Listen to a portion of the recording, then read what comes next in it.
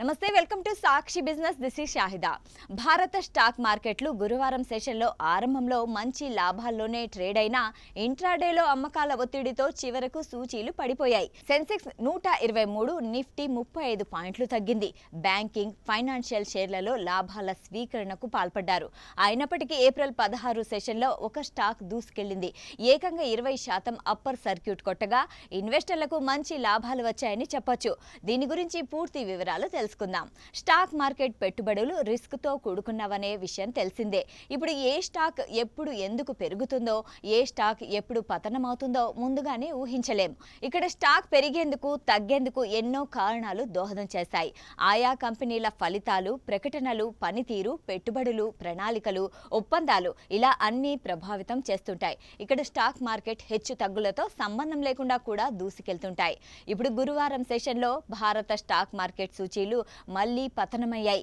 ఆరంభంలో మంచి లాభాల్లోనే ట్రేడ్ అయినప్పటికీ మళ్లీ ఇంట్రాడేలో వెనక్కి మళ్ళాయి. అయితే ఇక్కడ మార్కెట్ పడిపోయినప్పటికీ ఒక స్టాక్ మాత్రం దూసుకెళ్లింది.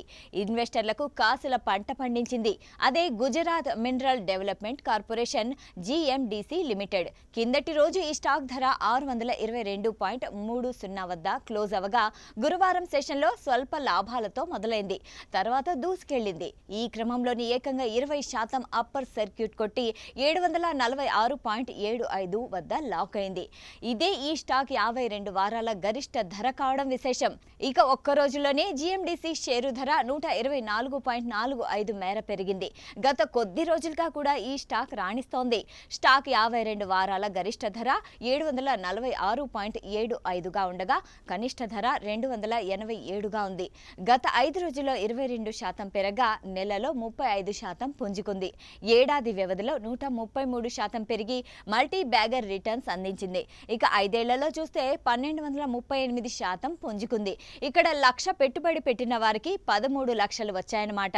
కంపెనీ మార్కెట్ విలువ ప్రస్తుతం 23.77 వేల కోట్లుగా ఉంది. వరుసగా మూడో సెషన్లో ఈ స్టాక్ దూసుకెళ్లడం గమనార్హం.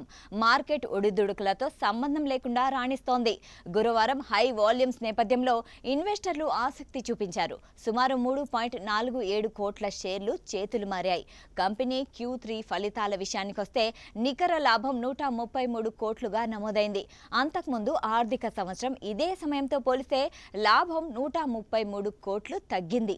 సాక్షి టీవీ ప్రసారాలను నిలిపివేయడం చట్టరీత్యా నేరం.